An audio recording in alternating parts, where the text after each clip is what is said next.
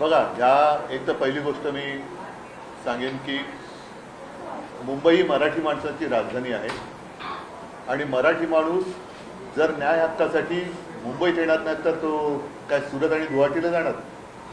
त्याच्यामुळे ही मराठी माणसाची ताकद मराठी दृष्ट्यानं दिसते आहे. ही एक मोठी चांगली गोष्ट आहे.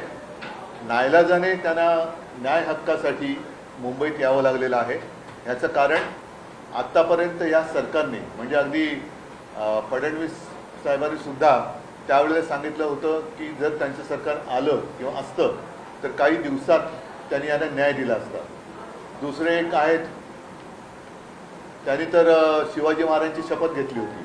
तर आत्तापर्यंत ह्या लोकांना वापरून फेकून देण्यात आलं आणि वेळोवेळी असं म्हणतो ना आपण की त्यांच्या कोपऱ्याला गूळ लावण्यात आला. आता ही लोक जर का मुंबईत आली असतील तर सरकारने ताबडतोब त्यांच्याशी संवाद साधून त्यांना जो काही न्याय हक्क आहे त्यांचा तो दिला पाहिजे. पण सर फडणवीस सतत बोलतात आहे 2014ला आम्ही आरक्षण दिलं होतं, त्याच्यानंतर तुमचं महाविकास आघाडीचं सरकार आलं आणि हे आरक्षण तुमचं सरकार टिकवू शकतं. पण आता तुमचं परत आलं ना, आमचं सरकार पाडलं कशाला? मग आमचं सरकार पाडून तुमचं सरकार आणलं ना तुम्ही. म्हणून मी म्हटलं की मराठी माणूस मुंबईत येणार नाही तर काय सुरत आणि गुवाहाटीला जाणार न्याय हक्क मागण्यासाठी? तो मुंबईतच येणार कारण मुंबई मराठी माणसाची राजधानी. आता isakal.com आहे देशातील नंबर 1 ची मराठी न्यूज वेबसाईट. प्रत्येक अपडेटसाठी isakal.com ला नक्की भेट द्या. मराठा समाजाला ओबीसीतून आरक्षण देणे हे तुम्हाला मान्य आहे का? ऐका, या सगळ्या गोष्टी ज्यांनी आरक्षण देऊ हे शिवाजी महाराजांची शपथ घेऊन सांगितलं होतं. म्हणजे सरकार आलं तर आम्ही 6 महिन्यात आरक्षण देऊ हे ज्यांनी सांगितलं होतं तेच लोक सरकार सत्तेमध्ये आहेत. हा प्रश्न तुम्ही त्यांना विचारला पाहिजे, कारण मी जरी काय म्हटलं तरी आज माझ्या हातात काहीच नाहीये. फडणवीस असं म्हणतात की जरांगेंच्या खांद्यावर बंदूक ठेवून मराठा आरक्षण या विषयाचं राजकारण केलं जातं. कोण आहेत ते बघा ना. हे त्याने ते त्यांच्या पक्षामध्ये किंवा त्यांच्या युतीमध्ये जी काय आता एक घमासान चाललेली आहे हे नेमकं त्यांना ते कोणाला उद्देशून बोलले? त्यांच्या बंदुकीचा रोग कोणाकडे आहे?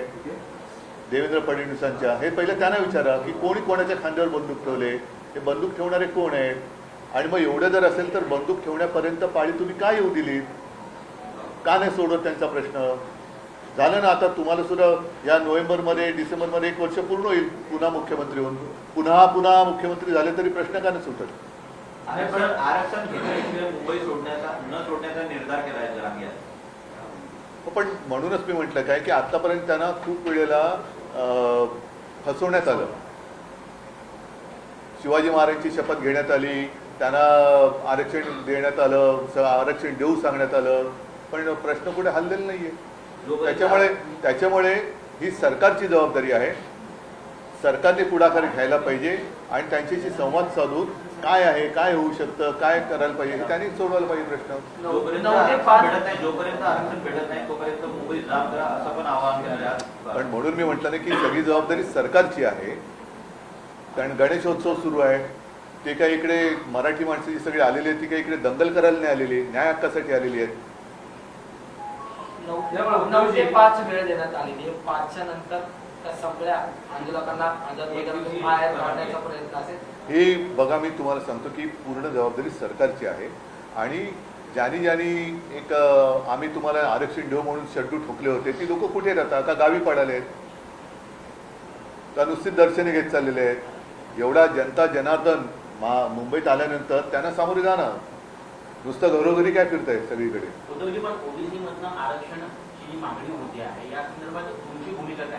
बघा, माझ्या भूमिकेला आता काहीच अर्थ नाहीये. माझं म्हणणं होतं, मी तेव्हा मांडलेलं आहे. अगदी आंतरवेली सराटीमध्ये मी जेव्हा गेलो तेव्हा सुद्धा मी जरांगीच्या समोर उभं राहून मी बोललेलो आहे. आता माझं मत असं आहे की सरकारने हा प्रश्न हाताळला पाहिजे. प्रश्न हा त्यांनी सोडवला पाहिजे. 10 जणांना त्यांच्या भूमिका विचारण्यापेक्षा तुम्ही आणि थेट आंदोलक बोला ना. केवळ गॅजेटच्या आधारावर सरसकट आरक्षण देता येणार नाही असं शिंदे समितीचं म्हणणं आहे. ते शिंदे समितीने सांगावं काय करायचं ते. पण उद्धवजी, यामध्ये जरांगे हे दोन्ही उपमुख्यमंत्र्यांचं कौतुक करतात आणि मुख्यमंत्र्यांवर टीका करतात. तुम्हाला आश्चर्य नाही म्हणा? हा, आता बघा, हा शेवटी जरांगे पाटलांचा विषय आहे. त्यांना कोणाकडनं काय काय अनुभव आले असतील तर ते त्याप्रमाणे ते बोलत असतील. पण एकूण काही जरी झालं तरी ज्यांची ते आता कौतुक करत असतायत असं तुम्ही म्हणतात, त्यांनी सुद्धा त्यांना फसवलंच आहे ना, की इतके वर्ष म्हणजे 2.5 वर्ष का होईना मुख्यमंत्री होते, आता 1 वर्षभर उपमुख्यमंत्री आहेत, का नाही त्यांना न्याय देऊ शकत? त्याच्यामुळे नुसती टोलवाटोली या सरकारकडनं चाललेली आहे. ही टोलवाटोली बंद करून जो काय आहे तो सन्मान्य तोडगा त्यांनी काढला पाहिजे. ठीक आहे. काय वाटतं कोण असू शकतं या आरक्षणाच्या मागणीखाली एवढा जो मुंबईत जो मुसळलेला आहे आतापर्यंत जे मोर्चे अन्याय आतापर्यंत त्यांच्यावर त्या समाजावर झालेला अन्यायच असू शकतो ना या आंदोलनाच्या पाठी. आणखीन कोण असू शकतं? नाही, पण ठीक आहे. गणेशोत्सवात हे आंदोलन होतं. बघा, या आंदोलकांना चिघळलं. नाही, पण मला आपण मुदत आंदोलक हे काही दहशतवादी नाही आहेत. ही मराठी माणसं आहेत. ते त्यांच्या हक्काने विघ्नहर्त्याच्या उत्सवात न्याय मागायला आलेले आहेत आणि त्यांना अशी अपेक्षा कदाचित असेल की सरकार देऊ शकत नाही तर हे विघ्नहर्त्या तूच आमच्यावरचं विघ्न दूर कर. नाही अभी हाँ मोहन भागवत का एक बयान है कि 75 साल में रिटायरमेंट होना नहीं होना इस बारे में मैं कुछ नहीं कह सकता, लेकिन 75 साल में रिटायर कोई भी हो सकता है. 75 साल में उन्होंने कहा 2-3 बच्चे होने चाहिए. हाँ, 2-3 बच्चे. नहीं, मतलब उनको जो भाजपा की स्थिति है वो देखी नहीं जा सकती. उन्होंने जो सलाह दिया है कि 2-3 बच्चे होने चाहिए, वो शायद अगर वो सारे लोग मानेंगे तो उनके पार्टी को बाहर से लोग लेने की जरूरत नहीं पड़ेगी, इसलिए उन्होंने दिया होगा. देश विदेशातील प्रत्येक घडामोडींचे लाईव्ह अपडेट मिळवण्यासाठी आता साम टीव्हीच्या सर्व सोशल मीडिया प्लॅटफॉर्मला लाईक, फॉलो आणि सबस्क्राईब करा. तसंच सर्व नोटिफिकेशनसाठी बेल आयकॉन प्रेस करायला विसरू नका.